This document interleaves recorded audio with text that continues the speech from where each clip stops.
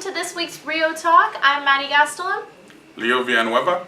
And today we're going to be talking about, how would you say it, the homeless living situation within our city of Whittier. Hobos. Vagabonds, hobos, homeless. Winos, meth heads. There's a whole bunch of different types down there. We had a team building exercise. You were there, weren't you? Yes, well no, but I was involved, just couldn't make it. Okay. Well, there was a lot of students that actually showed up there. I was really surprised.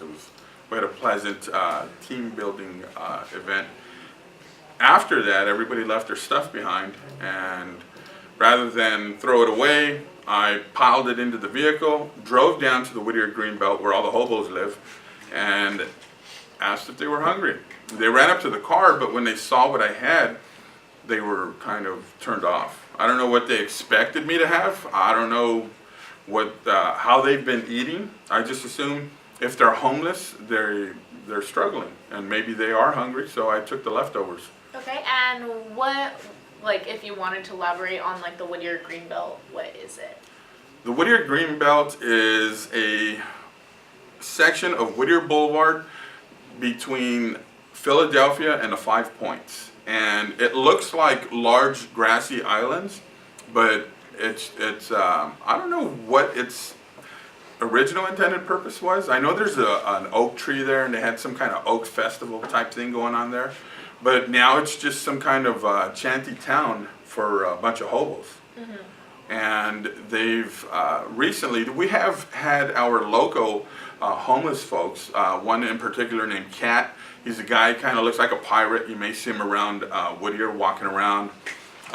He looks a little bit like Jack Sparrow, the white version though. He's a local vagrant or homeless person, and I've interviewed him several times and say hi and bye. That's a normal thing to see him, but what isn't normal is the influx of homeless people that have recently taken began to homestead the Greenbelt. Okay. And that has become an issue. The mayor has expressed grievance about that. Recently, somebody set up a few tents. They installed a solar panel. I believe there was air conditioning and some Wi-Fi, and posted a Craigslist ad. I think they were $400. I could be wrong, but I think they were $400 pop. Yes, $400 a tent, and they were trying to sell it so that way people on the Greenbelt could buy it, like plots? I'm guessing it was just to kind of prove a point. You know, if these people can set up shop here, I don't know. I'm gonna do the legwork. I'm gonna try to find out who it was that set the tents up, and see if we can speak with the guy and find out what his motives were. Yeah. But there's no sane person could possibly believe that they could just set up a tent anywhere they want, mm-hmm. and then rent it out as a room or something like that. True. And the Whittier officials, such as Whittier's mayor, Joe Vinatieri, they have addressed the homeless problem that is developing within their city, and they have tried to come up with several different ways to try and figure out maybe a way to rehouse the homeless.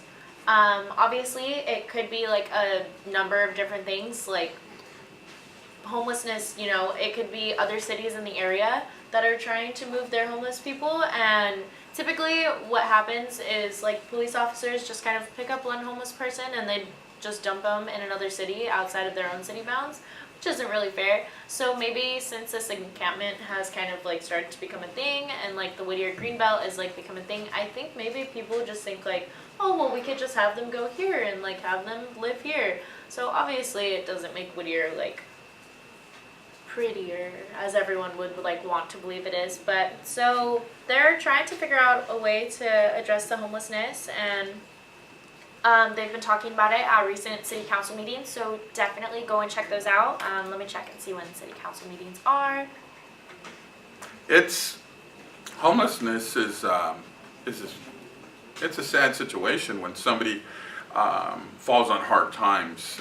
It's hard to say whether or not this particular homeless population has just fallen on hard times, mm-hmm. if some of them are drug addicts or mentally ill. Like I said, I haven't had any conversations with any of them down there. I plan to go down there and speak to some of them, find out what their situation is and why they took up residence there, or why they're homesteading. That would be a great idea. I think definitely for our city to have everyone have a better living environment as a whole, we can't just focus on the residents. We need to focus on the people that don't have a house for themselves, especially with summer coming.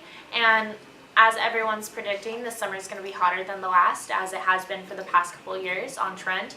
So, I think maybe if these tents are legit and he's really trying to like sell tents, not that I'm saying that people should like go and like try and just live wherever, like don't go sell your house and try and live on the Whittier Greenbelt, but like definitely maybe think about taking those funds from those tents that he is attempting to sell, if you were thinking about buying one for someone that may be in need, and put it into maybe a homeless shelter in the area. And for anyone that wants to know, city council meetings are the second and fourth Tuesday of every month, so you can definitely go and bring this up to our city council members, so that way we can get a better idea of what's going on, and hopefully they can actually tell us what they're planning to do instead of just saying that they want to address it. Maybe we can kind of edge them towards getting a plan for it, and I think that would be a really good idea, because you definitely want to always help when you can, especially in your own city. I remember when I was younger and like driving around Whittier, there was this one homeless woman, and she was on, I forgot, it was the corner of Washington and I forgot the side street, but right where the credit union is. Like, I would see her all the time, and my mom would always talk to her, like, nicest lady ever. She had a dog. Another resident homeless person. Yeah, another resident homeless person, like someone that you just recognize on the street. And I'm sure you've seen people now where you just see them throughout your daily routine, and they definitely will. Bless you, Sam. Yeah, we don't know what's going on with these people. Do not approach. Don't go there alone and attempt to help these people. Yeah, definitely look into ways of helping your city. Maybe if you are thinking about donating money in any way, let me see if we have any charities or homeless shelters in Whittier. Da, da, da. There's the Salvation Army, but we do, yes, we do have our Salvation Army, and we have a First Day Homeless Shelter that's in Whittier. It's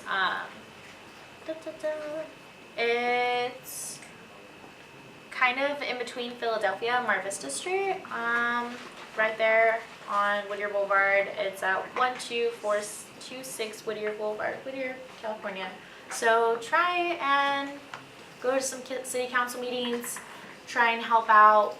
Maybe don't buy any solar-powered, Wi-Fi enabled tents for homeless people. Maybe try and see what you can do before taking actions into your own hands. Sounds good to me. But if you have seen the Greenbelt, maybe keep an eye out, see what's going on, if there's any more homeless people than usual, and we'll just see what happens. And definitely be involved with your city, guys. And this has been our Rio Talk this week, and we look forward to seeing you next week. I'm Madeline Gastelum. Leo Villanueva. Thanks, guys.